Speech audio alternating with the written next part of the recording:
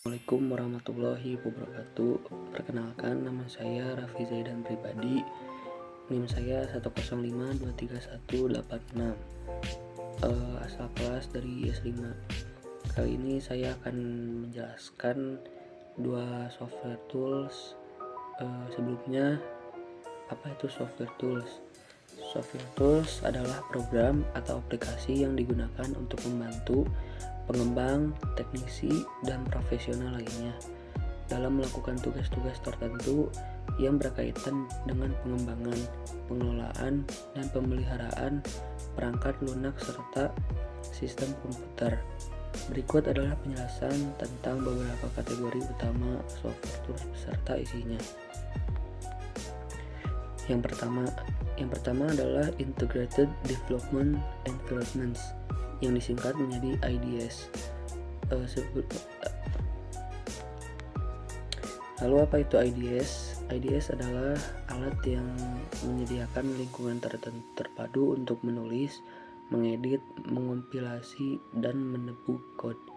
Contohnya Visual Code. IDE yang dikembangkan oleh Microsoft mendukung banyak bahasa pemrograman seperti C, VB, .NET, dan C++. Lalu ada Eclipse, IDE yang populer untuk pengembangan Java, tetapi juga mendukung bahasa lain melalui plugin. Yang ketiga yaitu Intelligent IDEA, IDE yang kuat untuk pengembangan Java, tetapi juga mendukung banyak bahasa pemrograman lainnya. Lalu yang kedua ada Code Editors. Code Editors secara pengertiannya yaitu alat yang lebih ringan dibandingkan IDE, digunakan untuk menulis dan mengedit kode. Contohnya yaitu ada VS Code atau Visual Studio Code, editor kode sumber yang dikembangkan oleh Microsoft, mendukung banyak bahasa dan fitur melalui ekstensi. Lalu yang kedua, Sublime Text, editor teks yang cepat dan mudah dikustomisasi, mendukung banyak bahasa pemrograman. Lalu yang ketiga ada Atom, editor yang dikembangkan oleh GitHub, sangat dapat dikustomisasi dan mendukung berbagai bahasa pemrograman. Lalu yang ketiga ada Version Control System atau yang bisa disingkat menjadi VCS. VCS digunakan untuk mengelola perubahan pada kode sumber dan berkolaborasi dengan tim pengembang. Contohnya yaitu yang pertama ada Git, sistem kontrol versi terdistribusi yang sangat populer. Subversion atau SVN, sistem kontrol versi terpusat yang banyak digunakan. Lalu yang ketiga ada Mercurial, sistem kontrol versi terdistribusi seperti Git. Lalu yang keempat ada yang keempat yaitu Build Tools. Build Tools adalah build tools digunakan untuk mengotomatisasi program pembuatan aplikasi dari kode sumber. Contohnya yaitu yang pertama ada Maven. Maven adalah alat manajemen program dan build automation untuk proyek Java. Lalu yang kedua ada Gradle, build tool yang fleksibel untuk Java, Kotlin, dan bahasa lainnya. Lalu yang ketiga ada Ant. Ant adalah build tool yang juga banyak digunakan dalam ekosistem Java. Lalu yang kelima ada Testing Tools. Testing Tools adalah digunakan untuk melakukan pengujian pada perangkat lunak untuk memastikan kualitas dan stabilitas.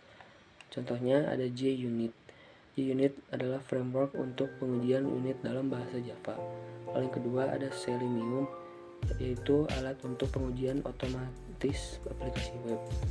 Lalu yang ketiga ada Postman, yaitu alat untuk pengujian API. Baik, jadi di sini saya menggunakan dua aplikasi software tools, yaitu yang pertama ada browser history capture, lalu yang kedua ada last activity view. Yang pertama saya akan menjelaskan secara singkat apa itu browser history capture. Browser history capture adalah proses untuk mengumpulkan dan menganalisis riwayat penelusuran web yang telah dilakukan oleh pengguna browser mereka. Ini sering digunakan dalam konteks forensik, digital, penyelidikan keamanan, dan pemulihan data untuk memahami aktivitas pengguna di internet. Berikut adalah beberapa poin utama mengenai browser history capture. Tujuannya yang pertama yaitu forensik digital, yaitu mengumpulkan bukti untuk penyelidikan kriminal atau pelanggaran kebijakan. Lalu yang kedua ada audit keamanan, yaitu menilai potensi risiko keamanan berdasarkan aktivitas penjelajahan. Lalu yang ketiga ada pemulihan data, yaitu memulihkan riwayat penjelajahan yang hilang atau terhapus. Lalu yang kedua ada data yang dikumpulkan, yaitu yang pertama ada URL yang dikunjungi, yang kedua tanggal dan waktu kunjungan, lalu yang ketiga jumlah kunjungan ke setiap situs, lalu yang keempat ada cache, cookies, dan data lain yang disimpan oleh browser. Lalu yang ketiga ada alat yang digunakan yaitu browser history examiner, yaitu ini adalah alat yang akan saya gunakan, yaitu alat khusus untuk menganalisis riwayat browser. Lalu yang kedua web browser pass view, itu alat untuk menganalisis alat untuk mengekstrak informasi dari berbagai browser. Lalu yang ketiga ada FTK Imager, yaitu selain fungsi lainnya alat ini juga bisa digunakan untuk mengekstrak. Lalu yang kedua adalah aplikasi yang saya gunakan yaitu Last Activity View, yaitu alat forensik ringan yang dikembangkan oleh Nearsoft untuk menampilkan daftar semua tindakan dan peristiwa yang terjadi di komputer Windows. Alat ini berguna untuk mengumpulkan informasi mengenai aktivitas pengguna dan sistem dalam rangka investigasi atau audit. Berikut adalah beberapa poin utama mengenai Last Activity View. Yang pertama adalah pengumpulan aktivitas, yaitu menampilkan berbagai aktivitas seperti menjalankan aplikasi, membuka file, memasang perangkat keras, mematikan atau menyalakan sistem, dan lainnya. Lalu yang kedua ada mencakup waktu dan tanggal dari setiap aktivitas yang tercatat. Yang kedua ada kompatibilitas sistem, bekerja pada berbagai versi Windows termasuk Windows XP, Vista, 7, 8, dan 10. Lalu yang ketiga ada informasi yang dikumpulkan, yaitu aplikasi yang dijalankan, menunjukkan aplikasi yang dibuka oleh pengguna. Lalu yang kedua dokumen yang dibuka, menunjukkan file dan dokumen yang diakses. Lalu yang terakhir yaitu perangkat yang dipasang, mencatat perangkat USB atau perangkat lain yang dipasang atau dilepas. Lalu berikut adalah penjelasan tentang history browser capture. Baik, di sini saya akan menjelaskan bagaimana sih proses dari software tools browser history capture. Kita langsung saja di sini saya menggunakan browser history examiner, dan langkah-langkahnya yaitu upload file, lalu capture history. Kita next saja. Yes. Di sini saya menggunakan Chrome, Edge, Firefox, dan Internet Explorer. Dan filenya di sini saya menggunakan capture shell saja. Guys, kita tunggu beberapa saat.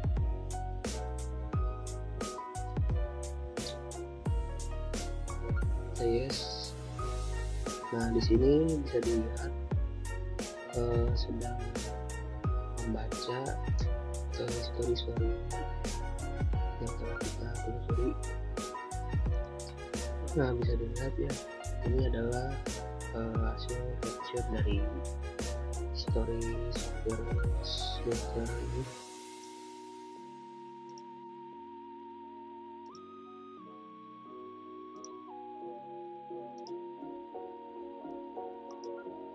Ini di notes, inner place, dan story yang telah kita telusuri di aplikasi Google ya.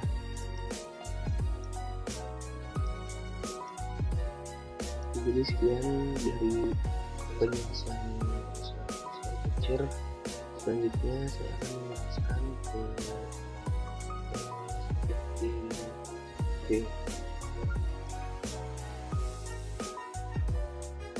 Lalu yang kedua yaitu penjelasan mengenai last activity view.